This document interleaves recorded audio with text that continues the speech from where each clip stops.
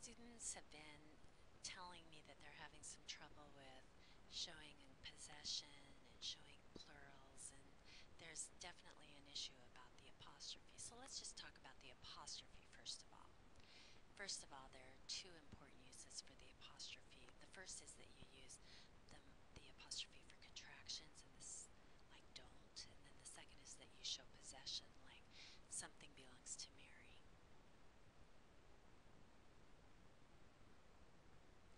This is how you form a contraction. There are two words here, do and not, and we'll take out the space and we'll take out the O and we'll crunch the word together, and all of a sudden we have D-O-N-T, and then that apostrophe shows that letters are missing from that word, they're omitted, and this word has been contracted. Don't. Probably the biggest problem with contractions is contracting the word inappropriately. For example, with could have, we don't always say I could have. Instead, I will say I could have. And the problem with using could have is that it sounds like could have, and many people misspell the word or misunderstand what the person just said, or they'll use more slang and say coulda. And the same with must have. We'll contract it to must have, and then it's confused for must have and musta. And then sometimes get really crazy and we'll contract more than two words. We'll go should not have. And in this case it's shouldn't have, which is very hard to read, very hard to understand, and surely not grammatically correct. Now possessions are the one that I'm noticing people are having trouble with, and we'll talk about that for a bit. They're harder, they're more complicated, and it's hard to recognize possession, it's hard to punctuate possession, but what's really important is that when we use possession there's an apostrophe involved. So let's look at the recognizing first. When we say the back seat of the car, we're talking about a back seat that belongs to the car. And the way many of us like to say the word is by using the apostrophe here. The car's back seat. So this back seat still belongs to the car, and the of and the apostrophe s here is showing the ownership. Here we have some more possession. We have James' car and Studer's book and a hard day's work. And we could rewrite it by saying the car of James, or the car belonging to James, and the of and the apostrophe are showing possession. Or we could say the book of Studer, or the book belonging to Studer, and the of and the apostrophe are showing possession. Or we could say the work of a hard day, or the work belonging to a hard day, and the of and the apostrophe are showing possession. Now this is where people make a mistake in deciding where to put that apostrophe when they're showing possession. They'll say you either add apostrophe s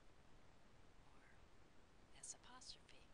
Those are the two options, which unfortunately is wrong. It's incorrect. This is not the way to think about possession. Let me show you how to think about it. There are only two ways to show possession. You either add the apostrophe or you add apostrophe s. That simple. It's one or the other. If the word ends in an s and you want to show possession, then you add an apostrophe. If the word does not end in an s and you want to show possession, then you add apostrophe s. That's how simple it is. You never have the option of adding s apostrophe. Now please look at the Gregg Reference Manual in chapter 627, clear to the end of the chapter, and that will show you how to demonstrate possession, and it will get you into all of the little special rules regarding possession and the apostrophe, when to use it, when not to use it. But there are other reasons for using an apostrophe. For example, as a single closing quotation mark, to indicate omission of figures and dates, the symbol for feet, to form plurals of letters and figures.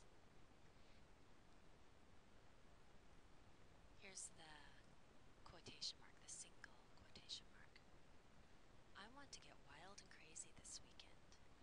want to get wild and crazy this weekend is in double quotes, which means that somebody is saying this.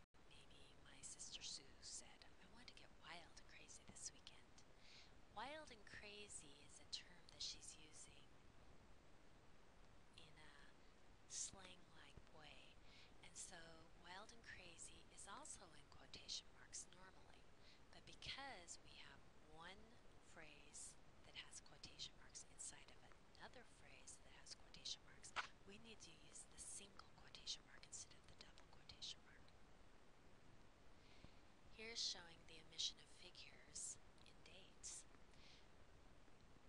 The first one, 49, shows that that date is either 1849 or 1949. And the class of 99 shows that it's either the class of 1899 or the class of 1999. Some figures are missing. In this case, in measurement, we're using the apostrophe to show very abbreviated form of measurement that we can use on, a table or a chart or a graph, something that doesn't have much space. And it says 35 feet. The apostrophe stands for feet. When we have letters and figures, when we have letters and figures and we want to pluralize them, then we'll add apostrophe. For example, here, when I'm talking about ABCs, it's like talking about the alphabet. If I say, I will say my ABCs, I could say, I will say my alphabet. But because I said, I will say my ABCs, the way to spell it is ABC apostrophe S. The S is showing that ABC has been made a plural. If we didn't put the apostrophe there, we would have ABCS and no one would know what that was. Similarly, with figures, we want to show, these are my 1, 2, 3s. If we had 1, 2, 3s, we would not be certain what that was. When you're dealing with apostrophes, it's really important to use your Greg Reference Manual. There are several areas that you can look up information. For example, in the section on punctuation, in section 2, there are several paragraphs talking about what the apostrophe looks like, where you place it, how you punctuate it, how many spaces to use, etc.